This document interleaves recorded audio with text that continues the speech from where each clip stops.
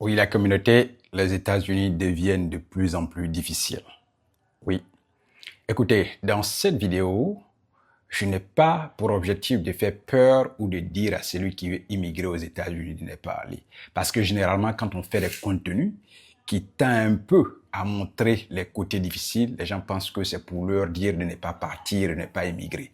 Ce n'est pas mon intention ici et ce n'est pas mon objectif. Mais c'est pour décrire des situations qui sont passées depuis 2019 à 2025 que moi j'ai vécu et que j'ai trouvé que ces situations étaient vraiment difficiles et ça devenait de plus en plus difficile. Donc, bienvenue dans cette vidéo, asseyez-vous bien et puis on y va. Alors, sachez que je suis arrivé en 2019 aux États-Unis et quand je suis arrivé, c'était encore bien cette période-là parce que pourquoi on immigre? La première raison, c'est trouver un emploi, prendre en charge, se prendre en charge sa famille et bâtir son projet, n'est-ce pas? Sa vision personnelle de sa vie. En 2019, il y a des entreprises, quand moi je suis arrivé, où vous pouvez marcher directement, arriver là, appliquer, et puis allez, vous avez un emploi. Il y avait plusieurs entreprises comme ça. Vous pouvez marcher dedans, aller appliquer. C'était toujours là. Et 2019, 2020, 2021, c'était toujours disponible.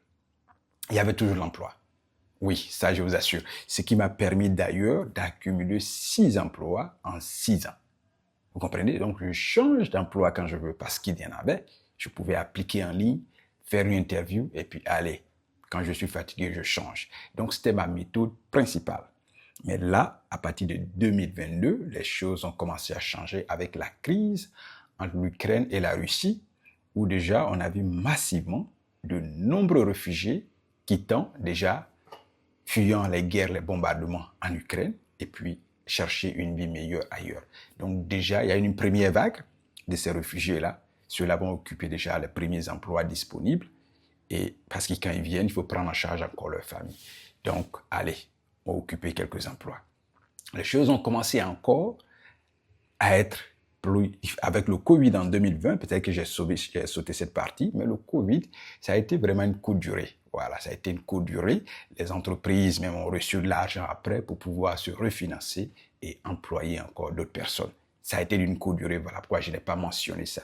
Oui, parce que après le Covid, il y a eu quand même une bonne situation claire où les gens sont retournés dans les emplois et puis ceux même qui sont restés à la maison pendant le Covid ont bénéficié aussi de l'aide du gouvernement. Vous comprenez? Donc voilà pourquoi je n'ai pas évoqué cette étape-là. Maintenant, après la crise de l'Ukraine, arrive encore avec l'immigration massive des pays africains, asiatiques, américano du Sud, où je pense que cette étape a été une planification de l'ex-gouvernement.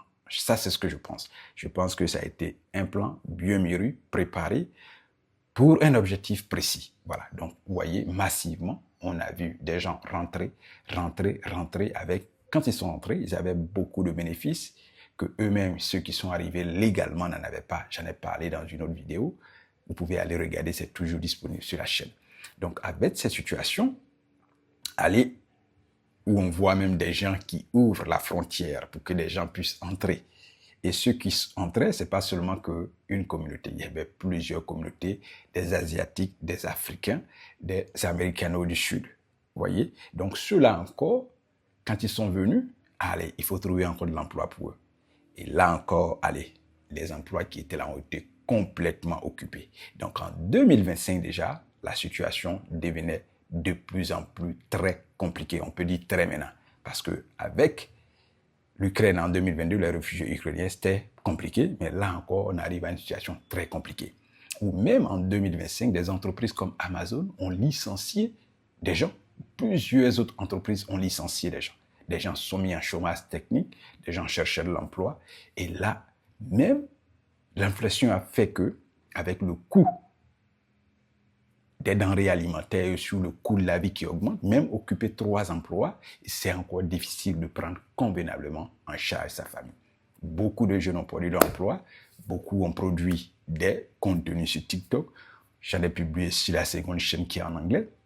Vous pouvez voir que la situation devenait de plus en plus compliquée. Et même quand vous avez un emploi, c'est difficile même de prendre en charge complètement vos dépenses. Vous voyez, là, il fallait accumuler encore plus. Si vous en avez 2, il faut chercher 3. Si vous avez 1, il faut chercher encore deuxième. Voilà. Mais il y a certaines zones d'industrie, par exemple, moi j'étais dans l'aviation. Là, ils continuaient toujours de recruter parce qu'il y avait toujours des opportunités. Parce que là, les gens voyageaient encore plus. Mais il y a d'autres secteurs d'activité où les gens ont été mis en chômage, lâchés comme ça. Et puis voilà, ce qui a vraiment fait que les choses ont gangréné, pire encore en 2025, là où nous sommes. Et là, les choses ne s'améliorent pas. Il y a des gens qui sont évictés de leur maison avec la crise de l'alimentation, des bons d'alimentation qui ont pris vraiment un mois, pendant près de 1 mois, sans que les gens ne bénéficiaient, ça a empiré les choses, vous voyez. Donc, on ne sait pas comment les choses vont se planifier dans le futur, mais on sait que déjà les autorités à la tête ont toujours un plan parce que leur plan, c'est d'améliorer les conditions de vie déjà de leur population. Donc, on sait que peut-être dans les mois à venir ou dans les années à venir, il y aura une bonne réflexion sur la situation, comment ramener encore les choses pour que les gens puissent vivre convenablement, payer leurs dépenses et aussi planifier leur avenir. C'est mon humble avis, ça peut être faux, je peux rater des choses. Si vous pensez que l'analyse n'est pas correcte, allez, n'hésitez pas à me corriger en commentaire et n'hésitez pas aussi à donner votre version des faits. Moi, c'est ce que je pense et si vous pensez que j'ai loupé quelque chose, corrigez-moi ou alors on veut entendre votre version des faits. Merci et puis à la prochaine.